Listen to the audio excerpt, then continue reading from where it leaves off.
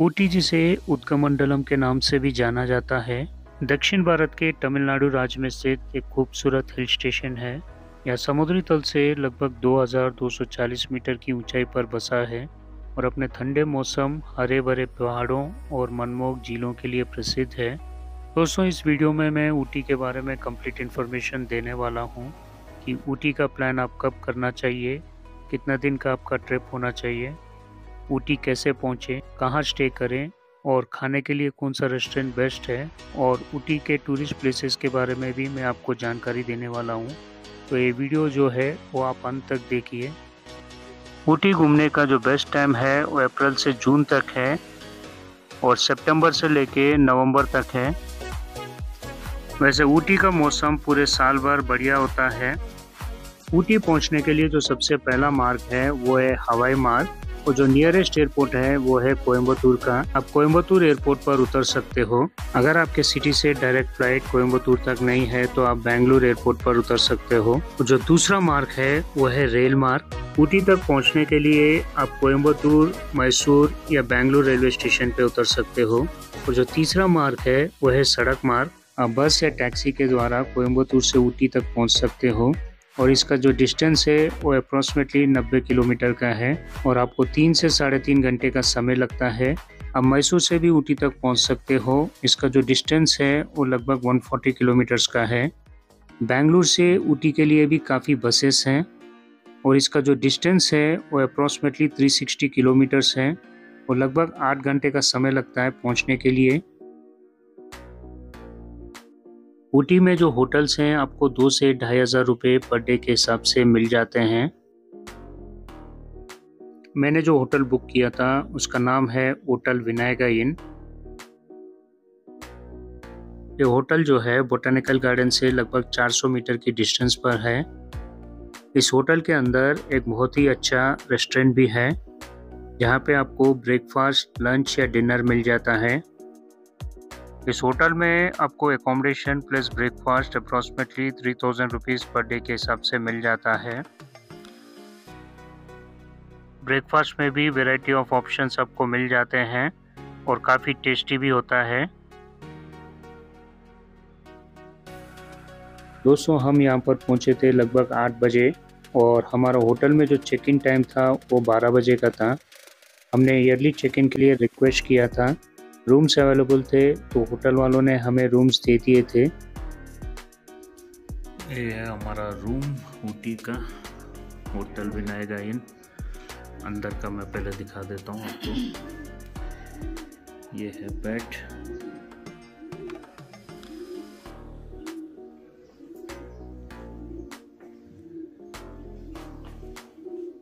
TV,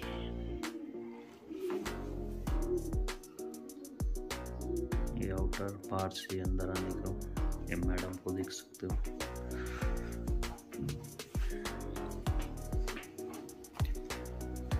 इधर chairs और table रखे हैं और यहाँ पे कुछ चॉकलेट्स वगैरह, चार्जेबल आइटम्स और कुछ कॉम्प्लीमेंट्री। एंड दिस वन कपड़े रखने के लिए वार्डरोब।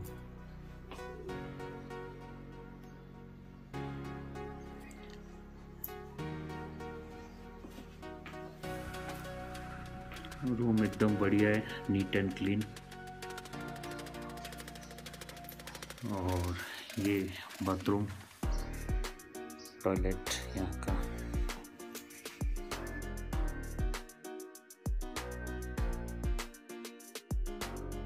और यहाँ पर ये टॉयलेटरी किट, शैम्पू वगैरह,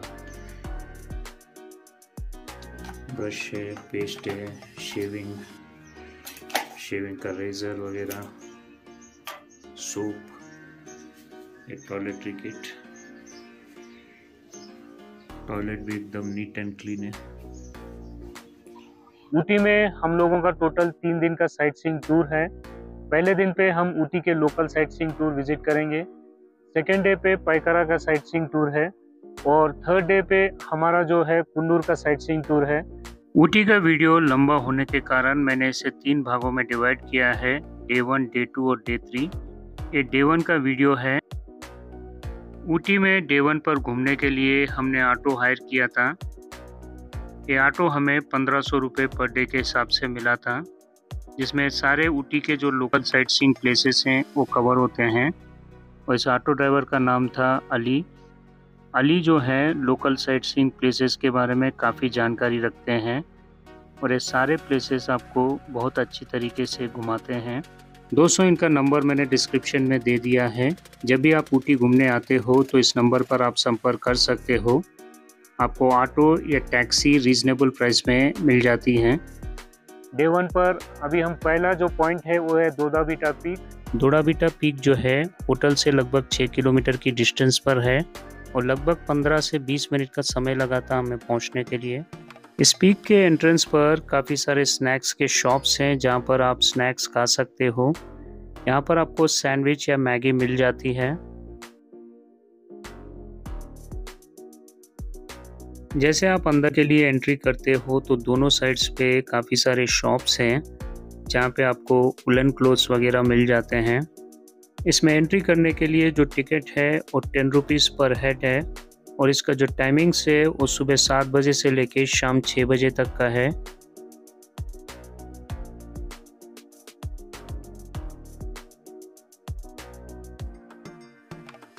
ऊटी की धुंध भरी हरी भरी घाटियों से ऊपर 2636 मीटर की ऊंचाई पर स्थित दोडाबीटा अपने नाम के अनुरूप है। इसका अर्थ होता है बड़ा पहाड़। यह ऊटी में घूमने के लिए सबसे अच्छी जगहों में से एक है जो अपनी प्राकृतिक सुंदरता और मनोरम दृश्य के लिए जाना जाता है।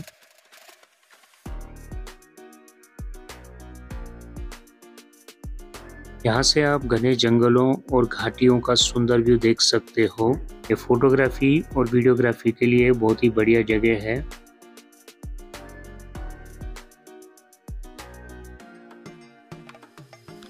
दोस्तों, अभी हम आए हैं सेकेंड पॉइंट पर। पहला पॉइंट हो गया था दोडाबीटा पीक और अभी ये जो सेकेंड पॉइंट है ये है टी एस्टेट। टी गार्डन हम देखेंगे पहले और फिर थोड़ी देर में टी फैक्ट्री में जाएंगे। वहाँ पे भी देखते हैं कि चाय कैसे बनती है। दोडाबीटा पीक से 10 मिनट की दूरी पर कोटागिरी रोड पर एक टी गार्डन है। चाय बागानों में जो महिलाएं काम करती है उनके जैसी कॉस्ट्यूम्स पहनकर आप फोटोशूट या वीडियो शूट कर सकते हो।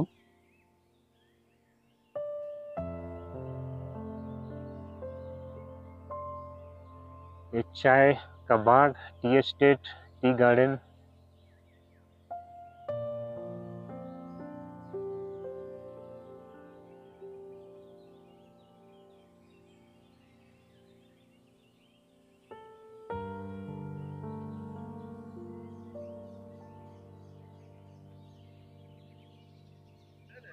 और ये बहुत खूबसूरत गार्डन आप देख सकते हैं इधर।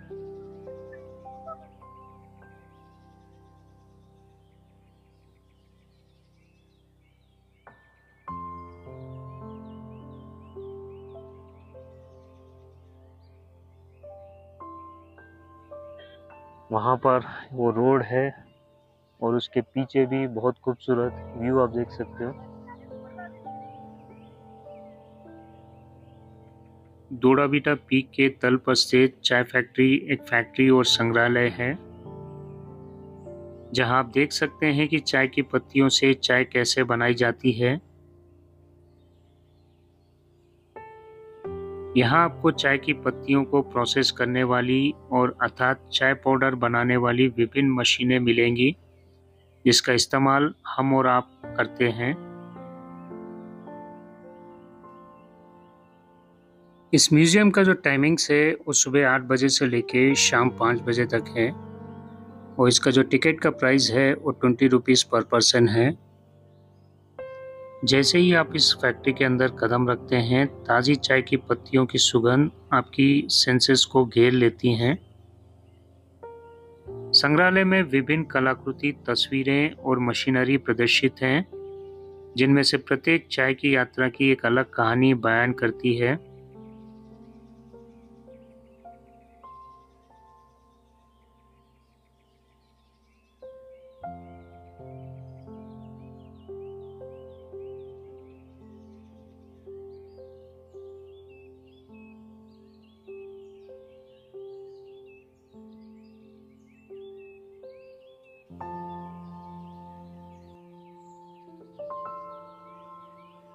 चाय बनाने की प्रक्रिया में जो पहला कदम है, चाय के बागानों से ताज़ी हरी पत्तियां तोड़ना है। इन पत्तियों को तोड़ के दिन में कम से कम 3 से 4 बार इस फैक्ट्री के अंदर भेजा जाता है।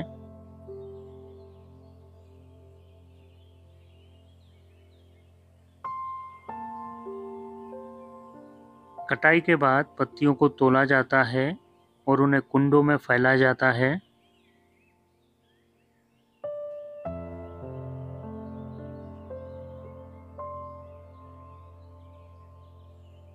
पत्तियों के बीच हवा प्रसारित की जाती है, जिसमें सतह की नमी हट जाती है।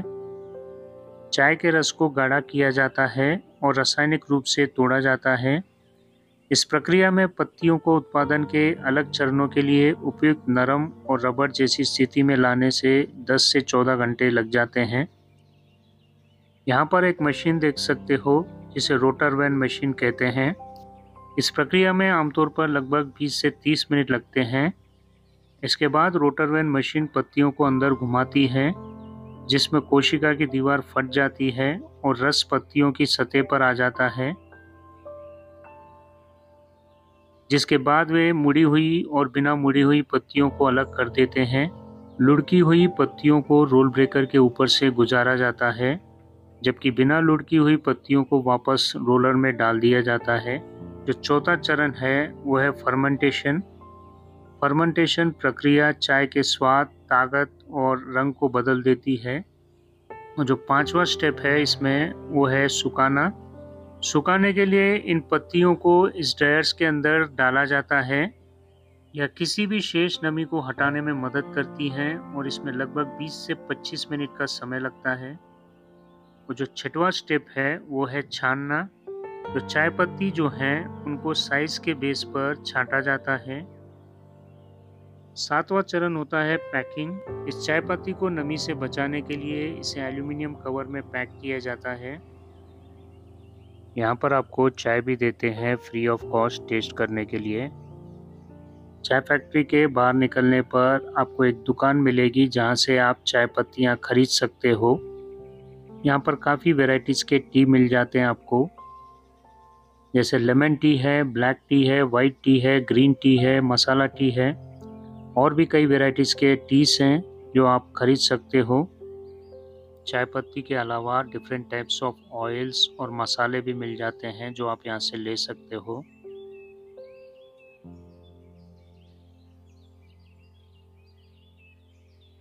चॉकलेट फैक्ट्री में मीठे खाने के शौकीन लोगों को ज़रूर जाना चाहिए। चॉकलेट फैक्ट्री के अंदर काफ़ी वैरायटीज ऑफ चॉकलेट देख सकते हो और सैंपल के तौर पर आपको न्यूट्री चॉकलेट खाने को भी मिलता है। इस फैक्ट्री के अंदर जो चॉकलेट बनाने का जो प्रोसेस है वो आपको देखने को मिलता है।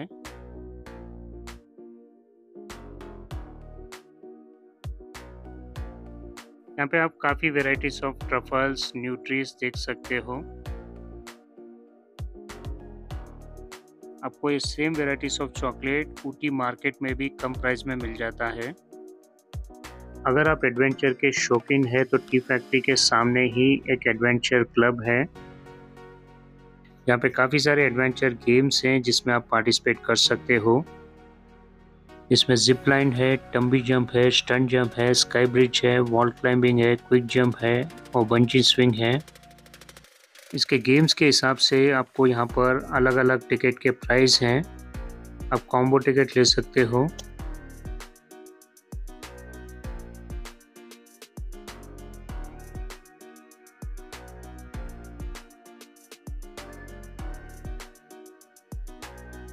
ऊटी में काफ़ी सारे अच्छे रेस्टोरेंट्स हैं जहाँ पे आप खाना खा सकते हो। जे रेस्टोरेंट भी एक अच्छा रेस्टोरेंट है जो वेज एंड नॉन वेज के लिए फेमस है।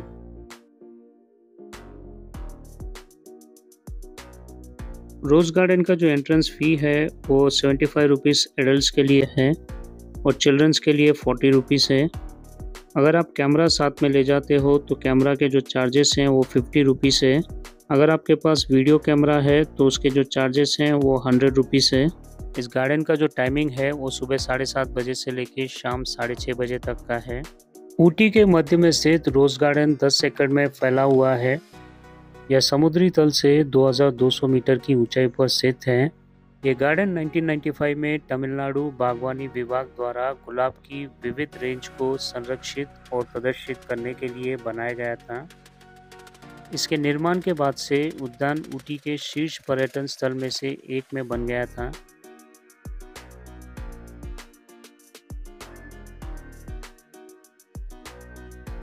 ऊटी का रोज गार्डन 20,000 से अधिक गुलाब की किस्मों के विशाल संग्रह के लिए जाना जाता है।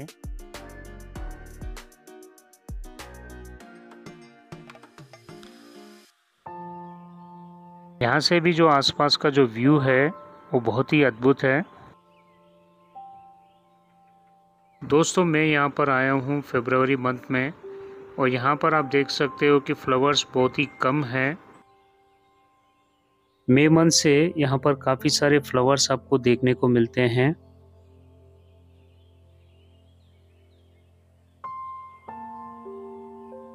दोस्तों, जब भी आप यहाँ पर प्लान करते हो तो मई मंथ में आइए। मई से लेके अगस्त तक यहाँ पर काफ़ी सारे फ्लावर्स आपको देखने को मिलते हैं। रोज गार्डन के बाद जो हमारा नेक्स्ट डेस्टिनेशन था वो था ऊटी लेक। ऊटी झील, जिसे उदगमंडलम झील के नाम से भी जाना जाता है, तमिलनाडु के ऊटी में स्थित एक मैनमेड लेक है। ऊटी लेक का जो टाइमिंग है वो सुबह 9 बजे से लेके शाम 6 बजे तक का है। ऊटी लेक में एंट्री के लिए जो टिकट है वो 20 रुपीज़ पर पर्सन है।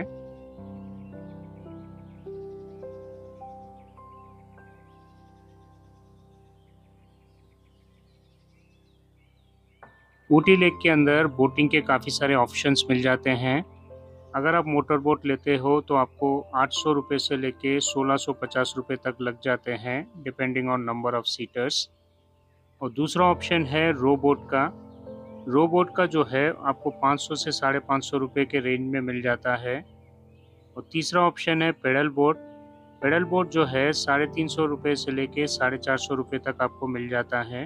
और चौथा है लीजर बोट। लीजर बोट जो है 5 सीटर का रहता है, जिसमें आपको टी एंड स्नैक्स मिलता है और इसका जो कॉस्ट है वो 1200 रुपये पड़ता है। यहाँ पर काफ़ी सारे यूकेलिप्टस के पेड़ आप देख सकते हो, जिससे ये झील घिरी हुई है और इसके किनारे पर हरी भरी झाड़ियाँ हैं, जिसे यह एक शानदार दृश्य प्रदान करती है।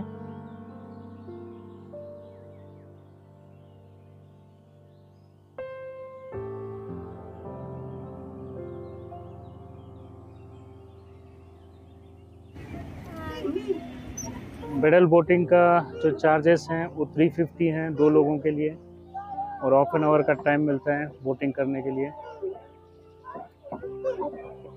और बहुत ही मज़ा आ रहा है पेडल बोट करते हुए, पैरों की एक्सरसाइज हो रही है।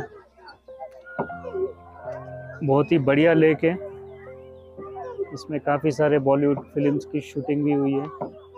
मैंने प्यार किया फिल्म का जो मशहूर सॉन्ग है दिल दीवाना, वो इसी लेक में शूट किया गया था। ऊटी लेक से जैसे आप एग्जिट करते हो, यहाँ पर काफ़ी सारे घोड़े देख सकते हो, आप घुड़सवारी कर सकते हो। ऊटी लेक के बाद जो नेक्स्ट डेस्टिनेशन है वो है बोटैनिकल गार्डन। बोटैनिकल गार्डन का जो एंट्री फ़ी है एडल्ट्स के लिए 100 रुपीज़ है और चिल्ड्रंस के लिए 50 रुपीज़ है। अगर आप नॉर्मल कैमरा ले जाते हो तो उसके चार्जेस हैं 50 रुपीज़ और वीडियो कैमरा ले जाते हो तो 100 रुपीज़। ये गार्डन जो है 1848 में बनाया गया था और 22 हेक्टेयर एरिया में फैला हुआ है। यह गार्डन नीलगिरी की पहाड़ियों की ढलान पर फैला हुआ है। इस गार्डन को तमिलनाडु हॉर्टिकल्चर डिपार्टमेंट द्वारा मेंटेन किया जाता है। अगर आप पेड़ पौधे फूल पसंद करते हैं और आप नेचर लवर हैं तो ऊटी का यह बोटैनिकल गार्डन आपके लिए है।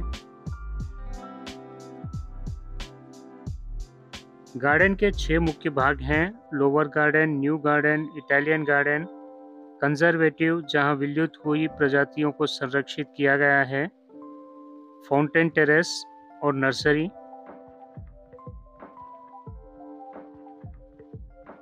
इस गार्डन के अंदर एक खूबसूरत ग्लास हाउस है जो खास तौर पर दर्शकों का ध्यान आकर्षित करता है। यहाँ आपको कई प्रकार के पौधे और फूल देखने को मिलेंगे। जैसे कि ऑर्चर्ड, गुलाब, पेटूनिया, बाल्सम और अन्य आकर्षक फूल हैं। ये सभी फूल एक खूबसूरत तरीके से सजाए गए हैं। पेटूनिया एक सुंदर और रंगीन वार्षिक फूल है जो विभिन्न रंगों में उपलब्ध होता है।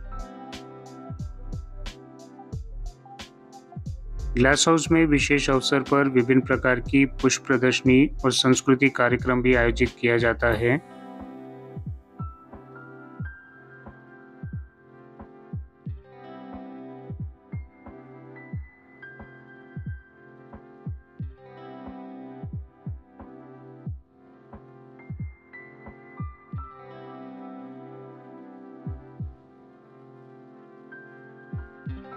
बाल्सम एक और आकर्षक वार्षिक फूल है जो ऊटी के इटालवी गार्डन और कंजर्वेटिव में पाया जाता है।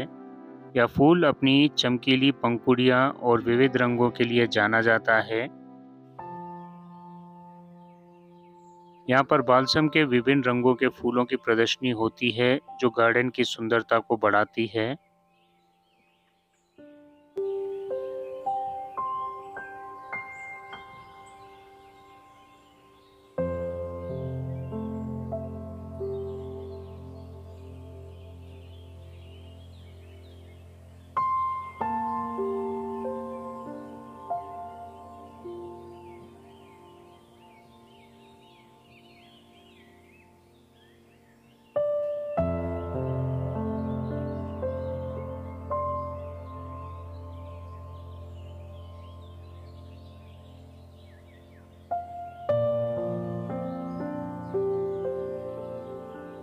Cactus garden Ooty botanical garden का एक महत्वपूर्ण हिस्सा है जहाँ विभिन्न प्रकार के कैक्टस और सुगंधित पौधे लगाए गए हैं।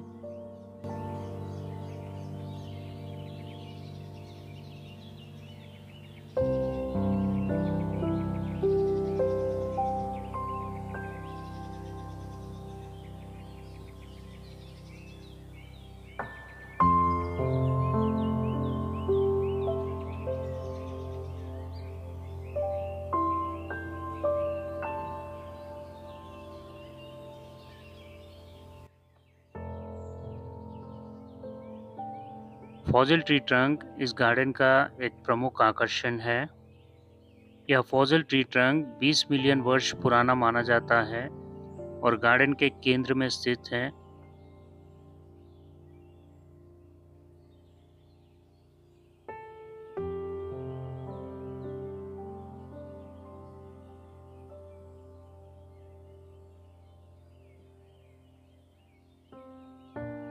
इटालियन गार्डन में बागवानी की परंपरा का अद्भुत मिश्रण है जिसमें भव्यता और सुंदरता का ध्यान रखा गया है।